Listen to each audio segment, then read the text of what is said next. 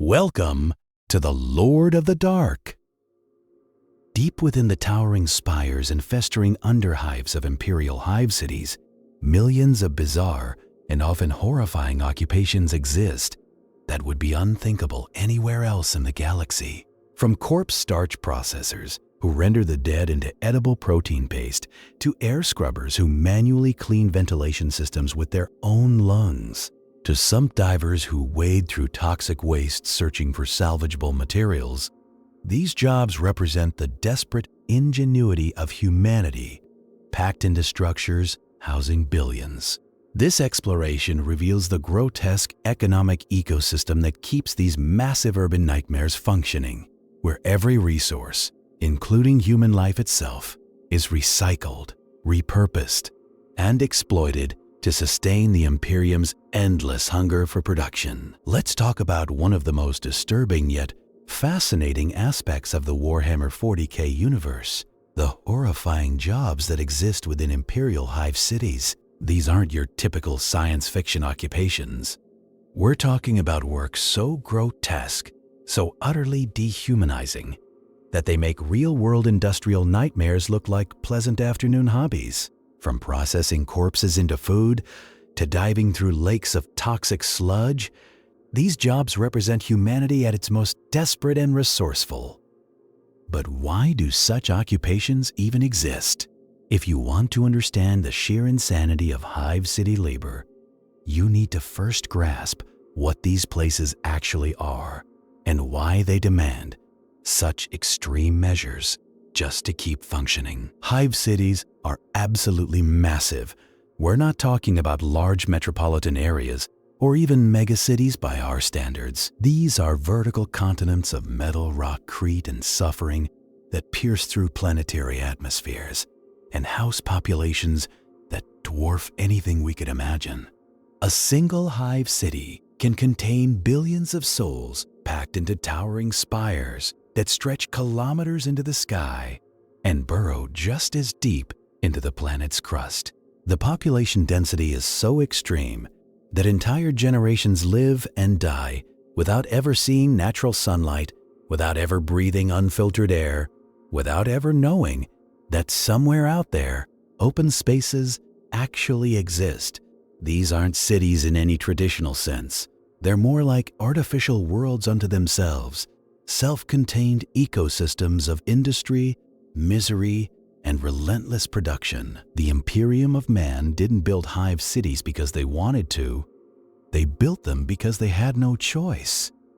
When you're running a galactic empire spanning millions of worlds and fighting wars on countless fronts simultaneously, you need staggering amounts of everything. Soldiers, weapons, ammunition, food, equipment, vehicles, starships, and 1,000 other resources that keep the war machine grinding forward. Hive worlds exist to meet these impossible demands. Their industrial powerhouse is designed to squeeze every last drop of productivity out of their populations, and that means packing as many humans as possible into the smallest viable space while maximizing output. Efficiency is the only god worshipped in these places, and that efficiency has created living conditions that would make any sane person weep. The thing about cramming billions of people into a single structure is that normal systems simply cannot cope. Traditional waste management? Impossible at this scale. Conventional food production? Not even close to sufficient. Standard environmental controls? They'd collapse within days. Everything about Hive City existence requires solutions that operate on a completely different paradigm. And those solutions inevitably involve human beings doing things that no human being should ever have to do. When your society produces more corpses in a single day than some planets produce in a year, when your atmosphere is so polluted that breathing it raw would kill you within minutes, when your industrial runoff creates lakes of corrosive sludge that could melt through ceramite, you need workers willing to deal with these problems directly. And in the Imperium, there's never a shortage of desperate people willing to do absolutely anything to survive another day. What makes this even more disturbing is how normalized these jobs have become. We're not talking about temporary emergency measures or crisis responses. These occupations have existed for thousands of years, passed down through families, formalized into guilds and worker castes, integrated so thoroughly into Hive society that nobody even questions them anymore. Children grow up knowing they'll spend their lives knee-deep in toxic waste because their parents did the same, and their grandparents before them. The horror has become mundane, the unthinkable has become routine, and the desperate has become simply how things are done. The economic logic is brutally simple. In a Hive city, absolutely nothing can be wasted. Every resource must be extracted, processed, recycled, and extracted again until there's literally nothing left to use. This includes materials that we would consider garbage, substances that we would classify as hazardous waste, and yes, it includes human bodies themselves. When millions die every day from industrial accidents, disease, violence, and simple old age, you can't just let those bodies pile up. They represent valuable organic matter that the Hive desperately needs. The same logic applies to everything else. Polluted air must be cleaned somehow. Toxic waste must be processed somehow. Crumbling infrastructure must be maintained somehow. And the only resource that Hive cities have in true abundance is human labor. This creates a grotesque ecosystem where the most dangerous, disgusting, and degrading work falls to those at the bottom of the social hierarchy. The underhive populations, the unemployable masses, the desperate and the damned. They become the human components in a machine designed to keep billions alive through means that would horrify anyone who stopped to think about them. But nobody stops to think. Nobody questions whether there might be a better way. The system works, more or less, and that's all that matters to the authorities far above in their climate-controlled spires. When we talk about the most stomach-churning occupations in Hive cities, corpse starch processing sits right at the top of the list. And honestly, it's not even close. This is the job that makes people physically uncomfortable when they first learn about it, and for good reason.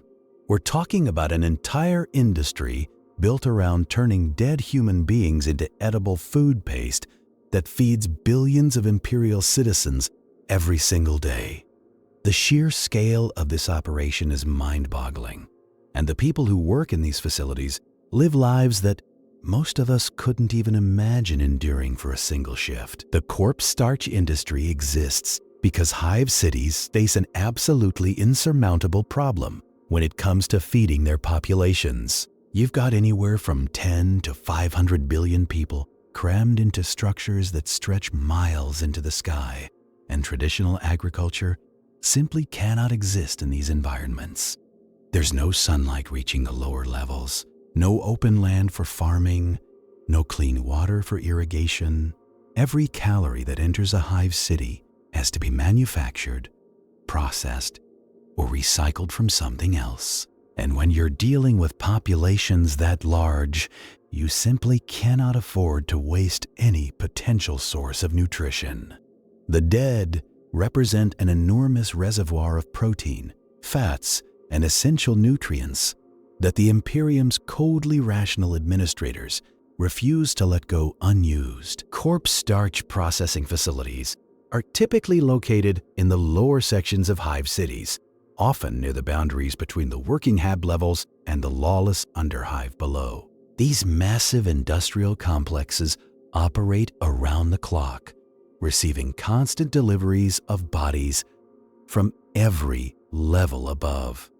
The dead arrive through specialized chutes and conveyor systems, sometimes still warm, sometimes weeks old, and already decomposing. Workers in these facilities quickly learn to ignore the smell, though veterans will tell you that you never truly get used to it.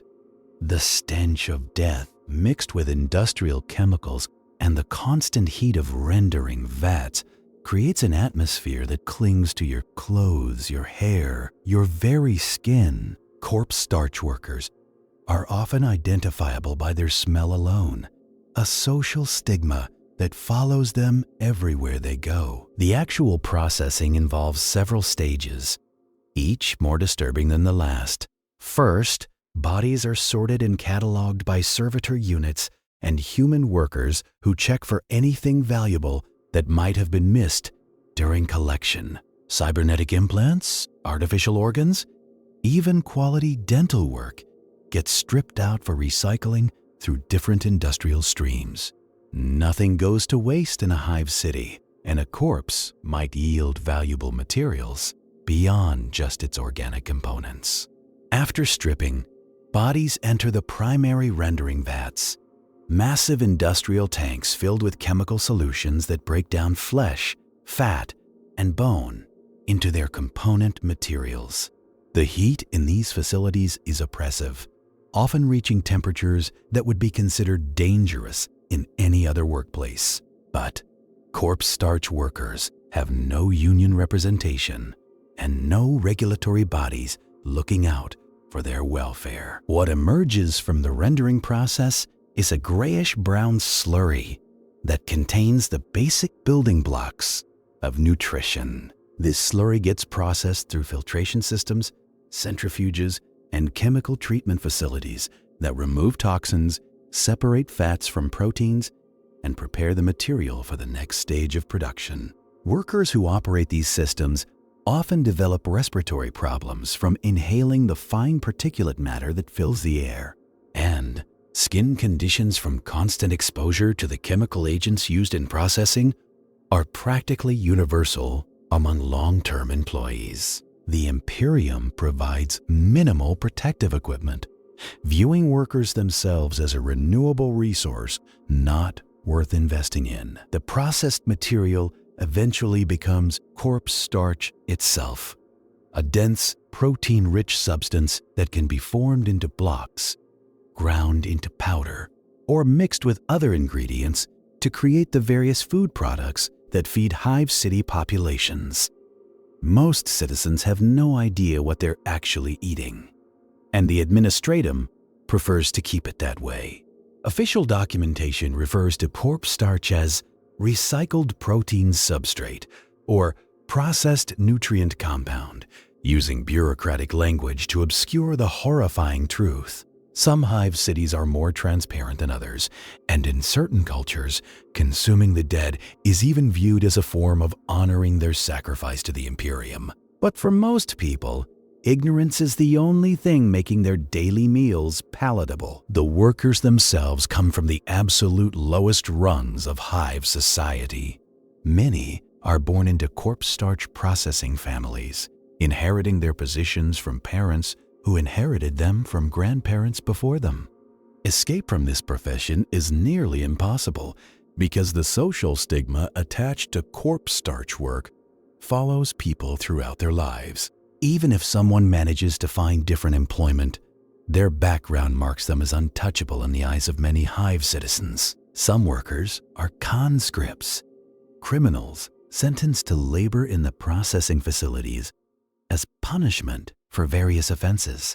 These individuals often don't survive long, lacking the hardened constitutions that generational workers develop over lifetimes of exposure to the facility's harsh conditions. Fan communities have long debated the psychological toll this work takes on those who perform it.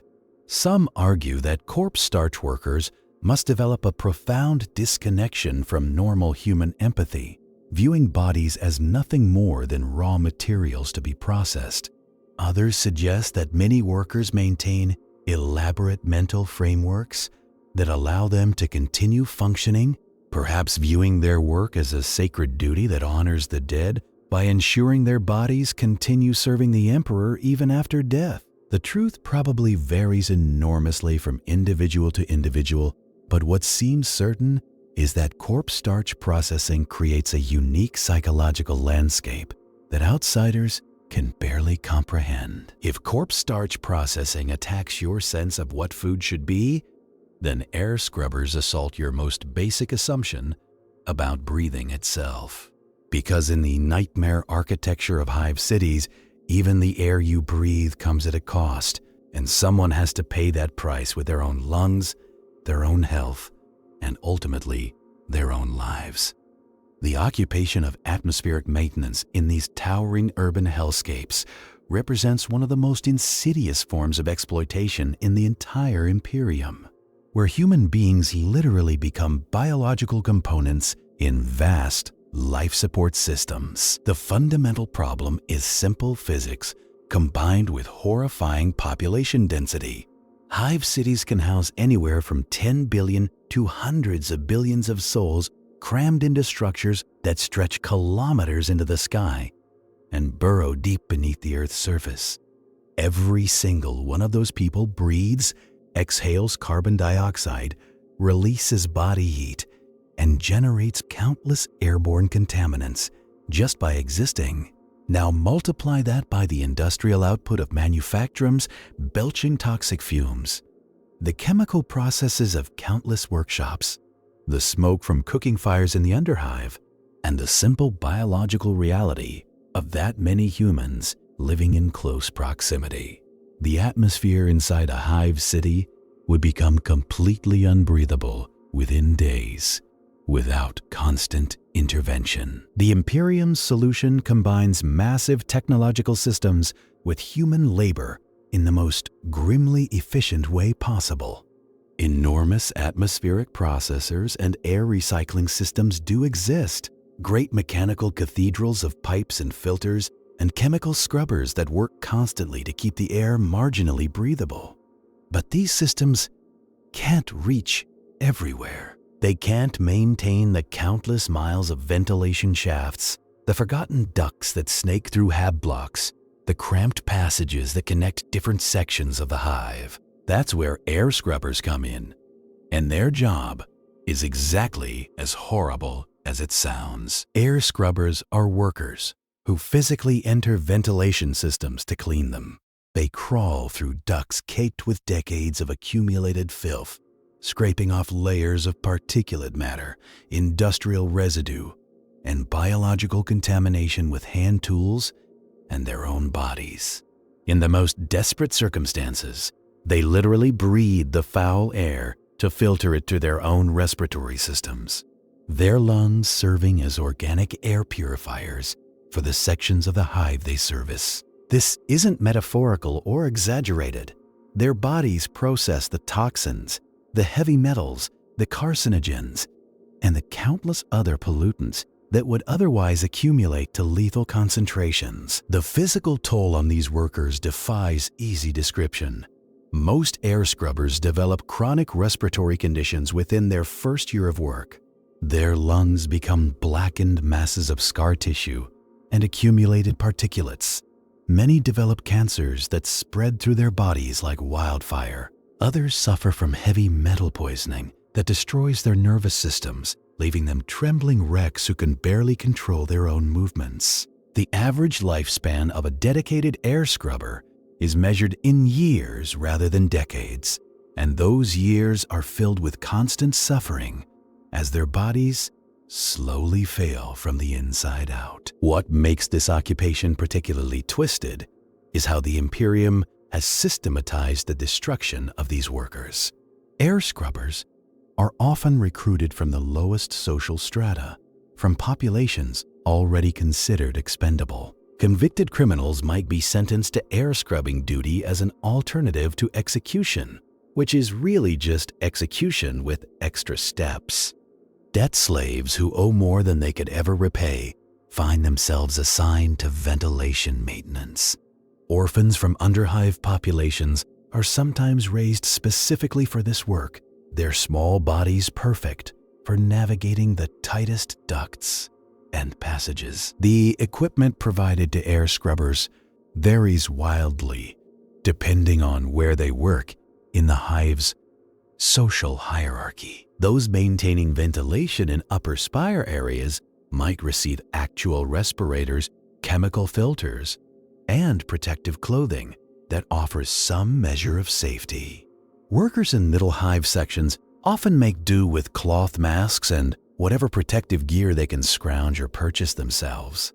Down in the underhive, air scrubbers frequently work with nothing but rags tied around their faces, their bare skin exposed to whatever toxic compounds coat the duct walls. Some air scrubbers develop a perverse form of expertise about the atmospheric conditions in different parts of the hive. They can taste the air and identify which manufacturing's output they're breathing, which chemical processes are running nearby, which sections have experienced recent deaths that are contaminating the local atmosphere. This knowledge sometimes makes them valuable to other parties. Criminal organizations might pay for information about air quality in rival territories. Authorities might consult experienced scrubbers about mysterious illnesses affecting certain populations. This expertise represents one of the few ways these workers can leverage their suffering into something approaching advantage. The social status of air scrubbers exists in a strange middle ground of simultaneous necessity and contempt. Everyone in the hive knows that without these workers, the air would become unbreathable. Yet the very nature of their job marks them as untouchable, contaminated by the filth they clean. Many air scrubbers bear visible signs of their occupation in the form of discolored skin, perpetual coughs, and the distinctive wheezing that comes from damaged lungs. These marks make them identifiable and often subject to discrimination, even among other menial workers. Fans often discuss how air scrubbers represent the Imperium's fundamental philosophy taken to its logical extreme. Human beings are resources to be used until they're depleted, then replaced with fresh bodies. The fact that someone has to breathe poison so that others can breathe clean air is simply accepted as the natural order of things, as unremarkable as any other industrial process. There's no effort to develop better technology that might preserve these workers' lives. Why would there be, when human labor is the cheapest and most abundant resource available? The grim efficiency of it all is what makes it so perfectly Warhammer 40k, a universe where even the air you breathe is purchased with someone else's suffering. Now we descend into the absolute lowest depths of Hive City existence, where even the desperate air scrubbers would consider themselves fortunate by comparison. Some divers occupy a tier of Imperial society so wretched, so fundamentally hazardous, that their profession barely qualifies as survival. These are the souls who wade, swim, and crawl through the accumulated toxic waste of billions of human beings, searching for anything valuable enough to justify the horrific cost of entering those poisonous waters. The sumps themselves are massive reservoirs of liquid nightmare that collect at the very bottom of hive structures, containing centuries worth of industrial runoff, chemical waste, biological matter, and substances so corrupted that even the Adeptus Mechanicus cannot always identify their original composition. Picture the environment these workers enter every single shift. We're talking about lakes and rivers of sludge that glow with radioactive contamination. That bubble with chemical reactions still occurring after decades of accumulation that contain the dissolved remains of countless bodies dumped from the levels above. The colors alone would drive an artist insane. Sickly greens mixing with petroleum blacks, radioactive blues swirling through biological browns, all of it constantly shifting as new waste pours down from the productive levels far overhead. The smell is beyond description, a concentrated assault of every foul odor humanity can produce, fermented and combined over generations into something that can knock a person unconscious from a single unprotected breath. And into this hell, sump divers descend willingly, because the alternative is starvation in the underhive. The equipment these divers use would be laughable if it weren't so tragically inadequate. Most sump divers cannot afford proper hazmat suits or rebreathers designed for toxic environments. Instead, they make do with improvised protection cobbled together from salvaged materials. Rubberized cloth sealed with industrial adhesive, breathing masks filtered through chemical-soaked rags, goggles made from whatever transparent material they can scavenge. Some of the more established diving crews might possess ancient diving suits passed down through generations, patched and repaired so many times that the original equipment is barely recognizable beneath layers of improvised fixes. The Imperium does not provide safety equipment to these workers because, in the cold calculus of Hive economics, replacing dead divers costs less than properly equipping living ones. What exactly are these divers searching for in those toxic depths? The answer reveals just how desperately efficient Hive City economics truly operates. Metals remain valuable no matter how contaminated they become, and the sumps contain countless tons of discarded machinery, tools, structural components, and manufacturing waste that still possess recoverable materials. Copper wiring, steel fragments, aluminum scraps, and occasionally more precious metals all sink to the bottom of these waste reservoirs, waiting for someone desperate enough to retrieve them. Beyond metals, divers search for functional technology that might have been discarded or lost. Data slates, weapon components, mechanical parts that still function despite their contamination. Some divers specialize in recovering specific materials, developing expertise in identifying valuable salvage by touch alone, since visibility in the murky waters rarely extends beyond arm's length. The health consequences of this profession are absolutely devastating and completely predictable. Some divers rarely live beyond their 30s, and those who survive longer often wish they hadn't. Chemical exposure causes their skin to develop lesions, discolorations, and mutations that mark them permanently as members of their wretched profession. Their lungs fill with fluid and chemical burns, despite whatever inadequate breathing protection they employ. Cancers develop with terrifying speed, tumors growing in organs constantly bathed in carcinogenic compounds. Neurological damage from heavy metal exposure causes tremors, memory loss, and personality changes that progress until the diver can no longer function. Many divers develop immunity to certain toxins over time, their bodies adapting in ways that might horrify a medicae but allow continued work in specific contaminated areas. The social structure among sump divers creates fascinating hierarchies based on knowledge and survival. Experienced divers who know which areas contain valuable salvage and which contain only death become invaluable leaders, their expertise literally keeping their crews alive. These veterans understand the current patterns in the sumps, know which chemical combinations create deadly reactions, recognize the warning signs of unstable waste deposits that could collapse and trap divers beneath tons of toxic sludge. Younger divers apprentice under these experts, learning through observation and painful experience which protocols keep you breathing and which mistakes end careers permanently. Some diving crews have operated for generations, passing down accumulated knowledge like precious heirlooms, understanding their local sumps better than any official survey could document. The things sump divers encounter in those depths would fuel nightmares for anyone else. Bodies appear regularly, some fresh enough to still be recognizable, others dissolved into barely human shapes by the corrosive environment. Mutated creatures live in these toxic waters, organisms so adapted to the poisonous conditions that they become something entirely new, predators that view human divers as just another food source.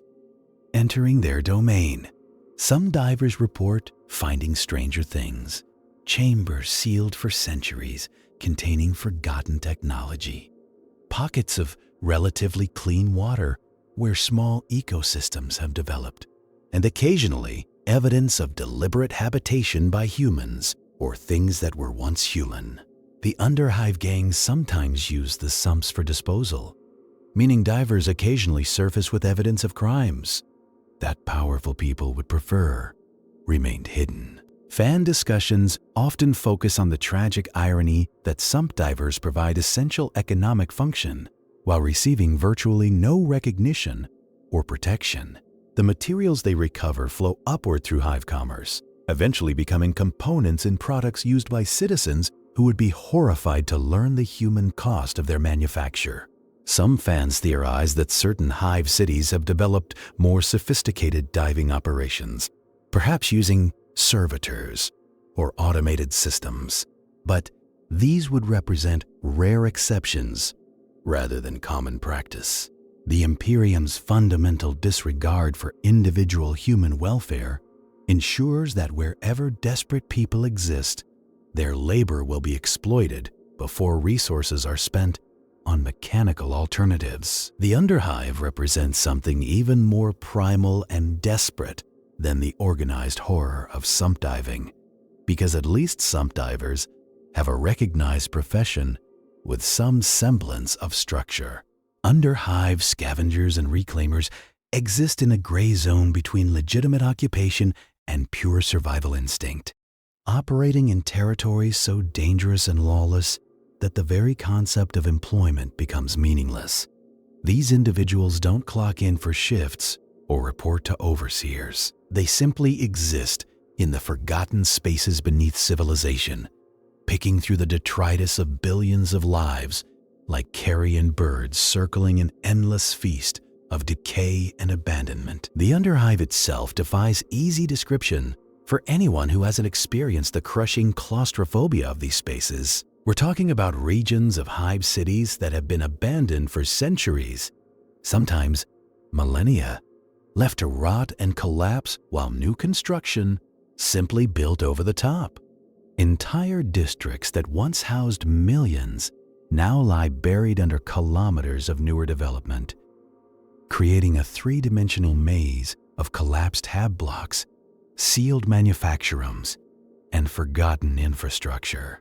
The architecture down here doesn't follow any logical pattern because it was never designed to exist in its current state. Floors become walls, ceilings collapse into new pathways, and the boundaries between buildings dissolve into organic-looking masses of fused metal and ferrocrete. Scavengers who work these depths develop an almost supernatural sense for navigating spaces that would drive normal humans mad with disorientation. They learn to read the subtle signs that indicate structural stability, recognizing which support beams can bear weight and which will bring tons of debris crashing down at the slightest touch.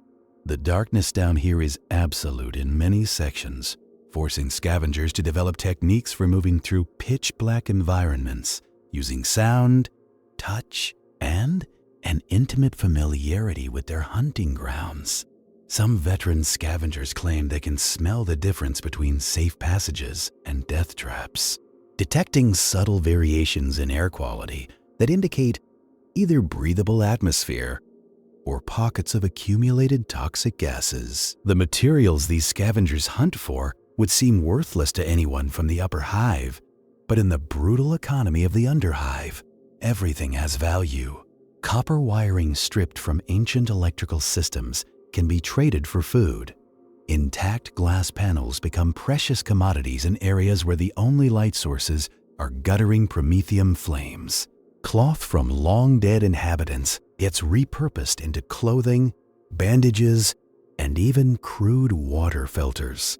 The scavengers develop an encyclopedic knowledge of pre-collapse technology, learning to recognize valuable components in machines that haven't functioned for generations.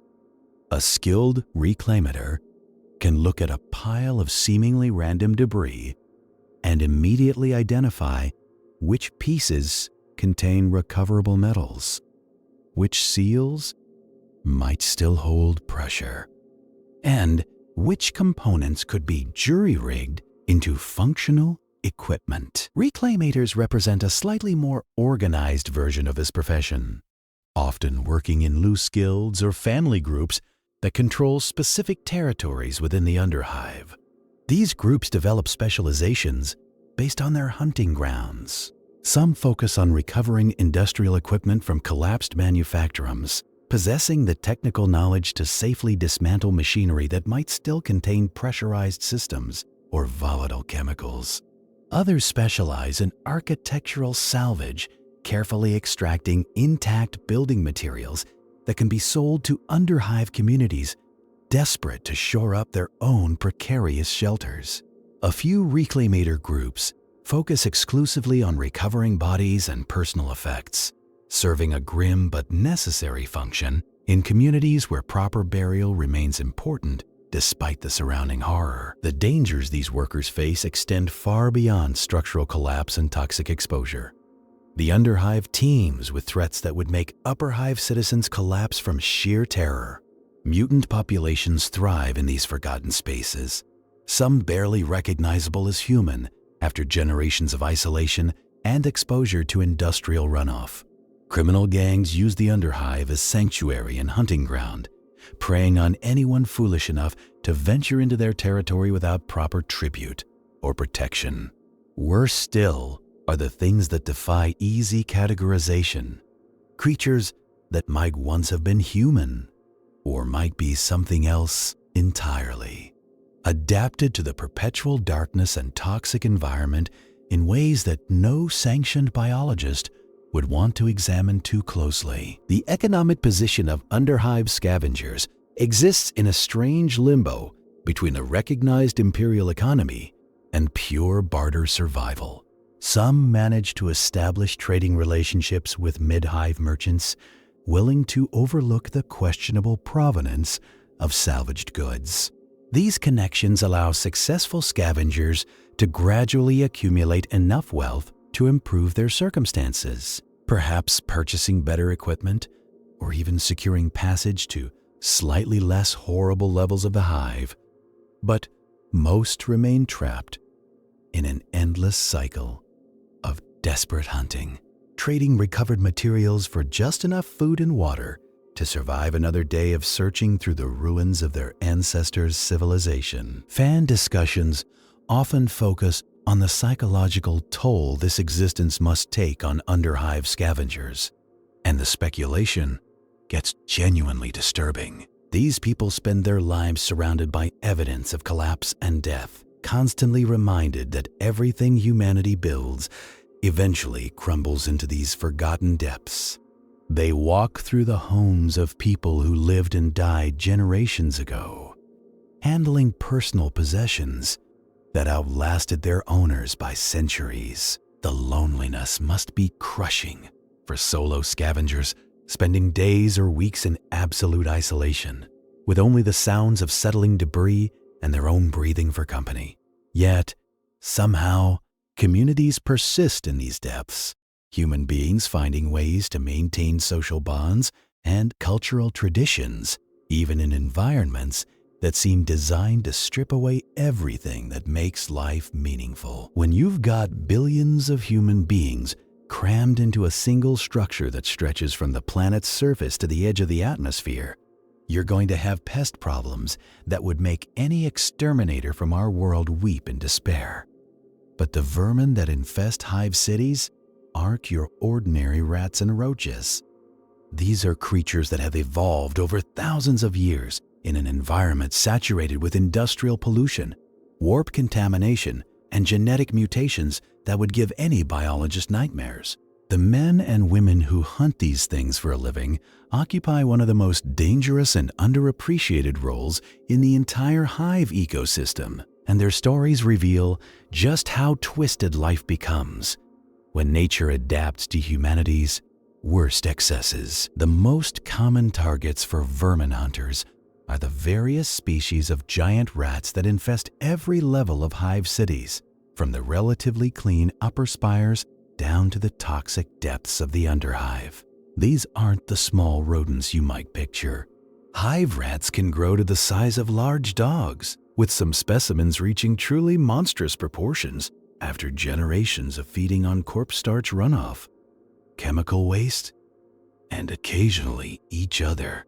They travel in swarms that can number in the thousands, and they're smart enough to learn patrol patterns, avoid traps, and even coordinate attacks on isolated workers. A single rat swarm breaking into a food storage facility can contaminate enough corpse starch to feed a hab block for a month, which means vermin hunters aren't just performing pest control. They're protecting the food supply that keeps millions of people alive. The hunters themselves come from various backgrounds, but most share certain characteristics born from necessity. They tend to be small and wiry, capable of squeezing through ventilation ducts and maintenance tunnels where the rats make their nests. They carry an arsenal of weapons specifically designed for close quarters combat in confined spaces, from short-barreled stub guns to pneumatic bolt launchers that can pin a charging rat to a wall. Many use trained animals of their own, particularly gene-modified hunting dogs or cyber-enhanced felines that have been bred for generations specifically to track and kill hive vermin. The relationship between a vermin hunter and their animal companion often becomes the closest bond in their lives because down in those dark tunnels, that creature might be the only thing standing between them and being eaten alive. But rats are almost mundane compared to some of the other creatures that vermin hunters face. Hive cities play host to insects that have grown to terrifying sizes, including beetles the size of a human fist that can chew through metal plating, centipedes that inject paralytic venom before laying eggs in their still-living victims, and swarms of flies that carry diseases capable of wiping out entire hab blocks if left unchecked. Some of these insects have developed resistance to standard pesticides after centuries of exposure, requiring hunters to use increasingly exotic methods, including controlled fire, sonic weapons that disrupt their nervous systems, and even trained counter swarms of predatory insects that hunt their own kind. The sight of a vermin hunter releasing a cloud of engineered wasps to battle a hive of mutant hornets sounds like something from a fever dream. But in the depths of Imperial Hive cities, it's just another Tuesday. Then there are the truly horrifying creatures that defy easy classification. Warp contamination and industrial pollution have produced things that shouldn't exist according to any rational understanding of biology.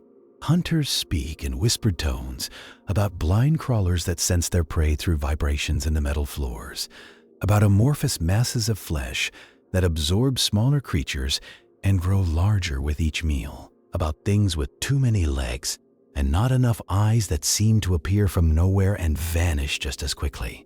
These aberrations are rare, thankfully, but encountering one is often fatal. Veteran vermin hunters can usually tell when they're dealing with something unnatural rather than merely mutated, and the smart ones know when to retreat and call for more heavily armed support. The foolish ones become another meal for whatever horror lurks in the darkness. The guild structures surrounding vermin hunting vary wildly depending on the hive city and its local traditions. Some cities maintain official vermin control guilds that operate with quasi-military discipline, complete with ranks, uniforms, and standardized equipment. These organizations train their members extensively, maintain detailed records of infestation patterns, and coordinate large-scale purges. When populations grow too large, other cities leave pest control entirely to freelance hunters who compete with each other for bounties, creating a chaotic system where information is hoarded, territories are violently defended, and cooperation only happens when the alternative is mutual destruction. Neither system is particularly effective at actually eliminating the vermin problem, because that would require resources the Imperium simply refuses to allocate, but both manage to keep populations controlled enough that civilization continues functioning. The pay for vermin hunting varies as wildly as the guild structures, but it's generally better than many other under-hive occupations, precisely because the work is so dangerous and so essential. Hunters are typically paid per kill, with bounties varying based on the size and type of creature eliminated. A common hive rat might earn a few copper coins, while a truly massive specimen or a dangerous mutant can bring in enough to feed a family for weeks. Some hunters supplement their income by selling rat meat to corpse starch facilities, rat pelts to clothing manufacturers, and even rat teeth to merchants who grind them into various folk remedies. Nothing goes to waste in the Underhive, and a skilled hunter learns to extract value from every kill. The occupational hazards extend far beyond the obvious danger of being eaten or poisoned. Vermin hunters spend their lives in environments saturated with disease, breathing air thick with spores and bacteria that would kill an unprotected person within hours. They develop immunities over time, but those immunities come at a cost. Chronic respiratory problems, skin conditions, and neurological damage are almost universal among long-term hunters. Many become addicted to the stimulants they use to stay alert during long hunts, or to the pain suppressors they need to keep functioning despite injuries that would hospitalize normal citizens. Subscribe to the channel if you've enjoyed this journey through the grotesque occupations of Imperial Hive cities. When we move from vermin control to waste processing, we're entering a domain that encompasses so much more than simply dealing with garbage.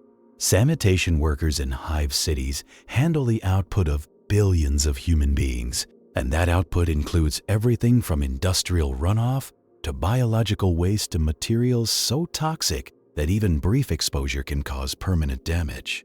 These workers form the backbone of an invisible infrastructure that most Hive citizens never think about. Yet without them, the entire megastructure would drown in its own filth within weeks. The scale of waste generation in a Hive city defies normal comprehension. Every single day, billions of people eat, drink, manufacture, excrete, and discard. The sheer tonnage of material that needs to be processed, sorted, recycled, or disposed of would overwhelm any conventional system. So Hive cities develop their own solutions, and those solutions require human beings willing to work in conditions that would be considered war crimes in any civilized society. Sanitation workers don't just collect trash. They wade through rivers of sewage, they sort through mountains of refuse with their bare hands, and they operate machinery so dangerous that losing a limb is considered a minor workplace incident. The hierarchy within waste processing creates its own brutal caste system. At the top, relatively speaking, you have the operators who manage the massive recycling facilities and processing plants. These workers deal with industrial-scale equipment that grinds, melts, dissolves, and reconstitutes materials for reuse.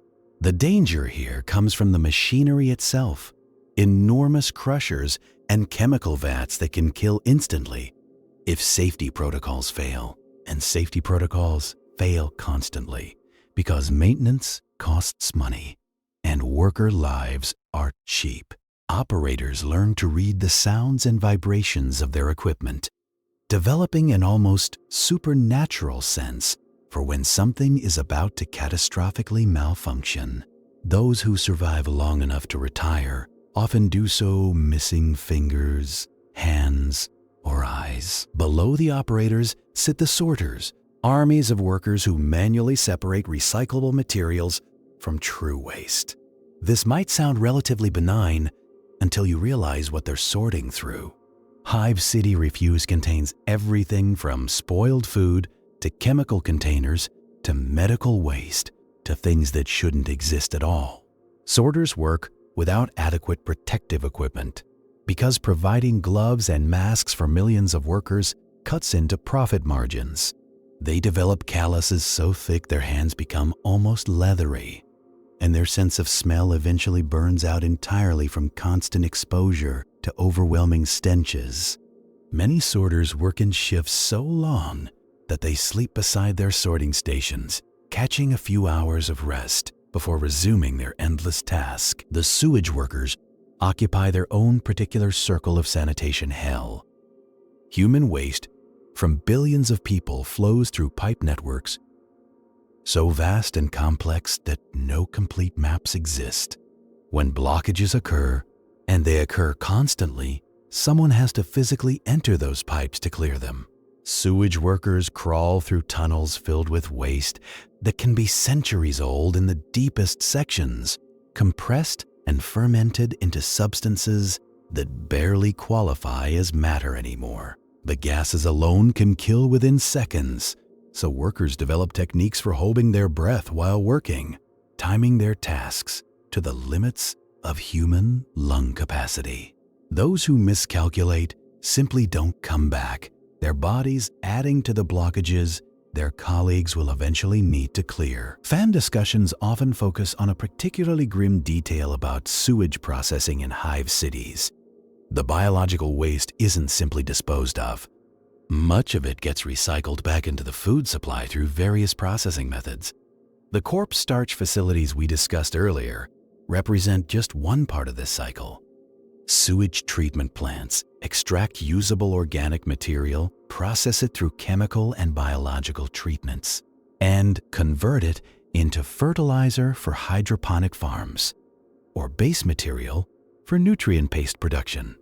Workers in these facilities know exactly what they're handling and where it's going, which creates a psychological burden that many find unbearable. The knowledge that you're processing human waste that will eventually be consumed by other humans, including yourself and your family, breaks something fundamental in a person's understanding of dignity. Chemical waste processing represents another nightmarish specialty within sanitation work.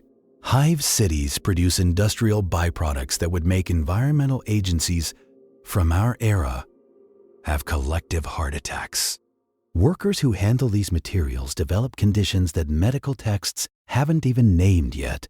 Their bodies transform by exposure to substances that shouldn't exist outside laboratory containment. Some processing facilities use workers specifically because human judgment can handle unexpected situations that automated systems cannot. When a vat of unknown chemicals begins reacting in unexpected ways, someone has to make a decision about how to handle it. And that someone is usually a worker with no protective equipment and minimal training. The relationship between sanitation workers and the rest of Hive society reflects the broader imperial attitude toward essential but unpleasant labor. These workers are simultaneously vital and despised, necessary and invisible. Upper Hive residents who would collapse without functioning waste systems actively avoid acknowledging that sanitation workers exist. This social invisibility allows for exploitation that would otherwise generate resistance. When sanitation workers die, and they die in enormous numbers, their deaths go unrecorded and unremarked. They simply vanish into the systems they maintained, their bodies often becoming part of the waste stream they once managed. There's a horrible poetry to it that fans of grimdark fiction find compelling. This complete integration of human life into an industrial process that ultimately consumes everything, including the workers themselves. The body trade represents one of the darkest economic sectors in Hive City society, and that's saying something when you consider we've already discussed turning corpses into food paste. But corpse starch processing at least has the thin veneer of official sanction, a recognized necessity that the administratum acknowledges and regulates. The body trade operates in murkier waters, existing in that uncomfortable space between tolerated necessity and outright criminality, where human bodies become commodities traded like any other resource in the imperial economy. Organ harvesters form the backbone of this grim industry, and their work ranges from quasi-legitimate medical procurement to something indistinguishable from murder for profit. In the Upper Hive, licensed chirurgeons maintain waiting lists of wealthy citizens desperate for replacement organs, their own bodies failing from age, excess, or the accumulated damage of living in an environment never truly meant for human habitation. These privileged few can afford vat-grown replacements or xenos-derived alternatives. But such luxuries remain beyond the reach of mid-hive citizens who still possess enough resources to want survival but lack the means to purchase pristine merchandise. This creates a market, and where markets exist in the Imperium, someone will find a way to fill the demand, regardless of how many ethical boundaries get trampled in the process. Organ harvesters operating in the gray zones between hive levels make their living supplying this demand, and their procurement methods range from merely distasteful to genuinely horrifying. Some maintain arrangements with corpse processing facilities, paying bribes to workers who set aside bodies with intact organs before they enter the rendering vats. These organs get harvested quickly, preserved through crude chemical treatments, and sold to back-alley chirurgeons who install them in desperate patients willing to accept the substantial risks involved. But fresh corpses with undamaged organs represent a limited supply, and demand always exceeds availability. This economic pressure pushes harvesters toward more proactive procurement methods. Some operate recovery services that respond to accidents and violence throughout the mid-hive, arriving at scenes with suspicious speed to claim bodies before official channels can process them. Others maintain networks of informants in Medicaid facilities, paying staff to alert them when patients with viable organs enter terminal decline. The most ruthless harvesters simply create their own supply, targeting vulnerable populations in the lower hive, where disappearances rarely warrant investigation. The organ trade connects to broader body commerce that treats human beings as collections of marketable components. Blood merchants operate harvesting operations where desperate hivers sell their blood for pittance payments. The extracted fluid processed and sold to wealthy citizens who use it for everything from medical treatments to obscure rejuvenation rituals that probably don't work but cost enormous sums anyway. Bone traders purchase skeletal material for industrial applications, since human bone possesses properties useful in certain manufacturing processes. Hair collectors gather raw material for textile production, wig making, and various industrial filters, where human hair proves surprisingly effective. Skin grafters maintain particularly disturbing operations, harvesting intact skin sections for transplantation onto burn victims, acid attack survivors, and wealthy citizens seeking to replace aging flesh with younger material. The procurement of high-quality skin requires living donors or very fresh corpses, and the ethical implications of how grafters obtain their merchandise remains deliberately unexamined by authorities who benefit from the service's availability. Some grafters maintain stable populations of lower hive residents who sell skin sections repeatedly, their bodies constantly healing and regrowing harvestable material in cycles of perpetual exploitation. The body trade extends into even stranger territories that blur the line between commerce and something approaching slavery without technically crossing it. Labor contractors purchase the working capacity of human bodies, essentially buying the right to direct someone's physical efforts for specified periods. These arrangements nominally differ from slavery because workers, theoretically, retain personhood and eventual freedom. But the practical reality often involves debt structures that ensure workers never escape their obligations. Bodies get traded between contractors valued according to their remaining productive capacity, with prices fluctuating based on health, age, and specialized capabilities. Servitor procurement represents the darkest endpoint of body commerce, where human beings get converted into cybernetic constructs that retain biological components while losing everything that made them people. The Mechanicus maintains official channels for servitor creation, supposedly drawing subjects from criminals and volunteers. But the demand for servitor bodies far exceeds legitimate supply. Underground procurement networks fill this gap, acquiring subjects through methods that range from purchasing condemned prisoners to outright kidnapping. The fact that servitor conversion destroys personality and memory means victims effectively cease to exist as individuals, making this trade a form of murder that produces useful products rather than simple corpses. What makes the body trade particularly insidious is how thoroughly it commodifies human existence itself. Every Hive citizen walks around carrying valuable merchandise, and the only thing preventing their immediate exploitation is the thin protection of social position and the practical difficulties of acquisition. The wealthy insulate themselves with security and legal protections, while the poor remain perpetually vulnerable to becoming inventory rather than customers. This creates a constant low-level terror throughout lower Hive society, where everyone knows someone who disappeared under circumstances suggesting they became product rather than person. Beneath the gleaming spires and behind the grinding machinery of every Hive city exists a workforce so invisible, so utterly forgotten by the society they sustain, that their very existence becomes a philosophical question about what it means to be human in the Imperium. Infrastructure maintenance workers represent perhaps the most tragically overlooked population in these massive structures, laboring in spaces so cramped, so dangerous, and so fundamentally necessary that the entire Hive would collapse within days without their constant efforts. These are the people who crawl through cable conduits barely wide enough for a child, who spend their entire lives in maintenance shafts that never see natural light, who repair systems so ancient that the original blueprints were lost millennia ago. The scale of infrastructure in a Hive city defies comprehension when you really stop to think about it.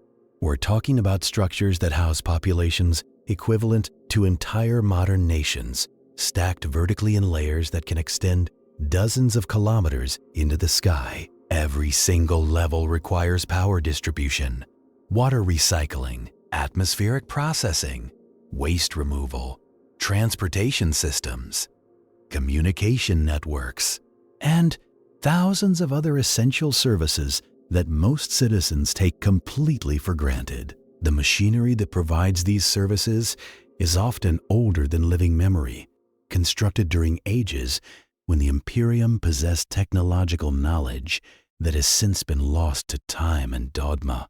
Maintaining this equipment isn't engineering in any recognizable sense.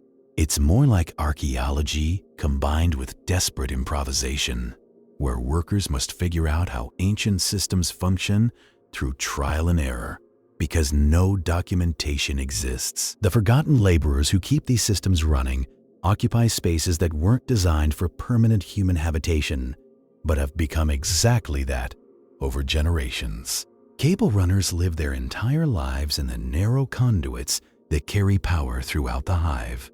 Born in those cramped passages and dying there decades later without ever seeing the hab blocks their work illuminates, their bodies become adapted to these confined spaces over generations, with some family lines developing physical characteristics that would be considered deformities anywhere else but represent perfect adaptation to their environment. Children in these communities learn to crawl before they learn to walk because there simply isn't room to stand upright in the tunnels they call home. Pipe clans maintain the water and waste systems that thread through the Hive like blood vessels through a body, and their relationship with these conduits becomes almost religious in nature. They develop intimate knowledge of flow patterns and pressure variations that allows them to detect problems before they become catastrophic failures, sensing through vibrations and sounds what instruments might miss entirely. These workers often refuse to leave their assigned sections even when offered opportunities to relocate, because their expertise is so specialized that moving to a different area would mean starting over as complete novices. The pipes become their identity, their heritage, their entire world compressed into kilometers of metal tubing that most citizens never think about until something goes wrong. The tech adepts who maintain the ancient cogitators and data systems represent a slightly more prestigious tier of infrastructure workers, but their lives are hardly enviable.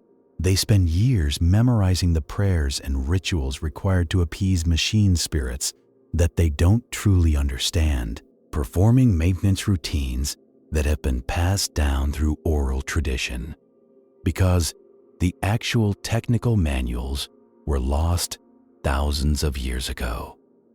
When systems fail in ways that don't respond to known rituals, these workers face impossible choices between attempting unauthorized repairs that might anger the machine spirits or allowing critical infrastructure to collapse entirely. Many simply disappear into the depths of ancient data crypts, either killed by malfunctioning equipment or absorbed into the machinery they were meant to maintain. The elevator clans who maintain the massive lift systems connecting Hive levels occupy a unique position in this forgotten workforce, because their work directly affects the mobility of citizens across social strata. These lifts aren't simple machines, but enormous industrial systems capable of moving thousands of people simultaneously. And their maintenance requires workers to operate in shafts that extend for kilometers vertically. Falls are common, and the elevator clans have developed elaborate safety rituals that combine practical caution with superstitious practices meant to appease whatever forces govern gravity in their vertical world. Families pass down knowledge of specific lift systems through generations, with some clans claiming continuous maintenance of particular elevators stretching back thousands of years. The power conduit workers represent perhaps the most dangerous tier of infrastructure maintenance, handling energy systems that can vaporize a human being instantly if something goes wrong. These workers develop an almost supernatural sense for electrical danger, learning to feel the presence of active current through subtle environmental cues that would be invisible to anyone else. Their casualty rates are staggering, even by Hive City standards. But the work is so essential that there's never any shortage of desperate souls willing to take the risk.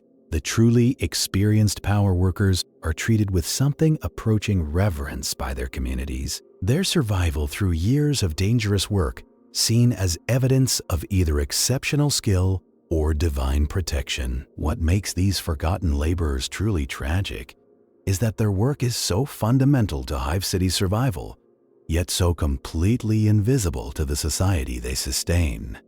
When systems function properly, no one thinks about the workers who made that possible.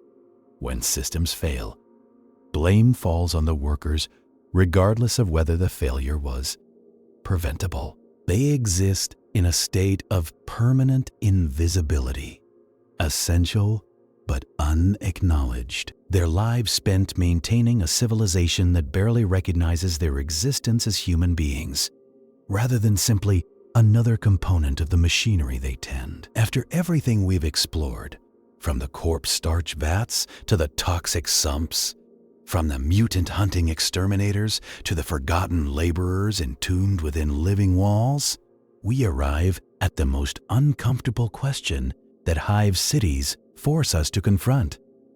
What does all of this say about humanity itself? Because the philosophical horror of these occupations extends far beyond mere disgust or shock value. These jobs represent something profound about the human condition when pushed to absolute extremes. And the answers we find are simultaneously terrifying and strangely inspiring in ways that make the grim-dark setting of Warhammer 40k resonate so deeply with fans who engage with it seriously. The first layer of horror comes from recognition. Every single occupation we've discussed has some analog in human history or present-day reality. We've had people who processed bodies during plagues, workers who cleaned chimneys with their own damaged lungs, laborers who dove into sewers for salvage, scavengers who picked through refuse for survival. The Hive cities don't invent new forms of exploitation. They simply scale existing ones to monstrous proportions and strip away the comfortable illusions we maintain about progress and civilization. When fans discuss what makes 40k so effective as satire, this recognition factor comes up constantly. The Imperium doesn't show us an alien dystopia. It shows us ourselves reflected in a dark mirror, amplified to grotesque proportions that reveal truths we'd rather not acknowledge about the systems we already accept. The second layer involves the complete normalization of horror. For the billions living in Hive cities, corpse starch isn't disturbing, it's simply food. Air scrubbing isn't tragic. It's just a job someone does. Sump diving isn't nightmarish. It's an opportunity for those with nothing else. This normalization represents something deeply unsettling about human adaptability.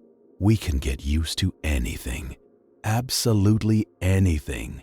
Given enough time and enough pressure, human beings will accept conditions that would have seemed unthinkable to previous generations. The Hive City workers don't rage against their circumstances or dream of revolution.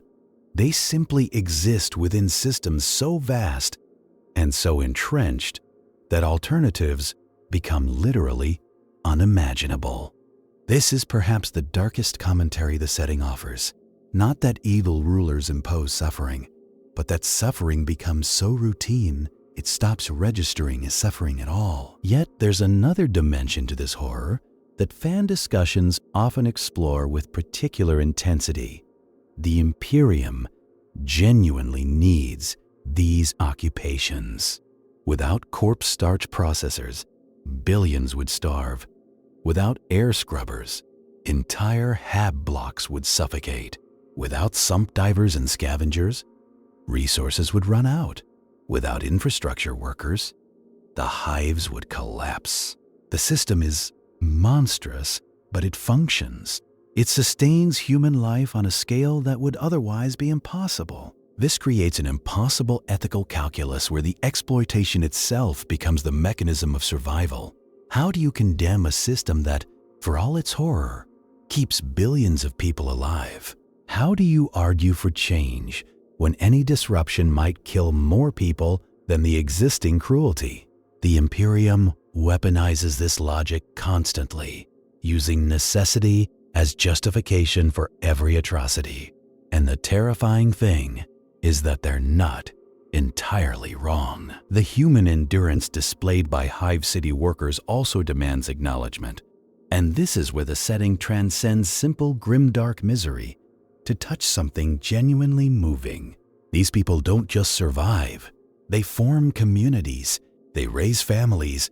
They find moments of joy and connection in circumstances designed to crush every spark of individuality. The underhive scavenger who shares food with neighbors.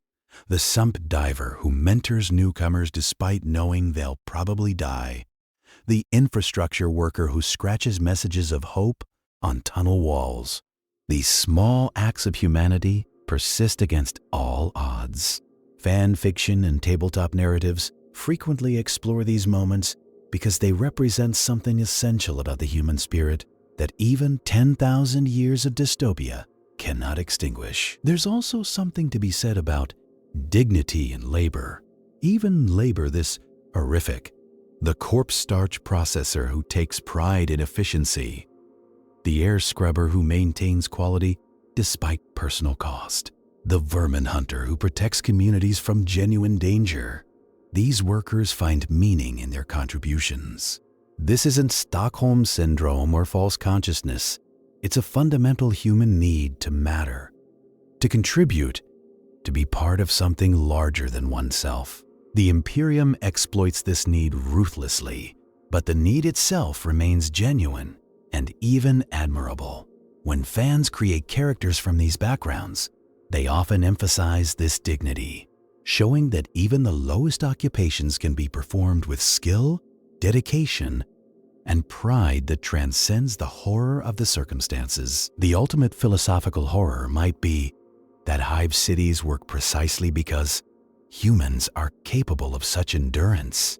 If people broke under these conditions, if they refused to adapt, if they chose death over degradation, the system would collapse. But they don't. They endure. They persist.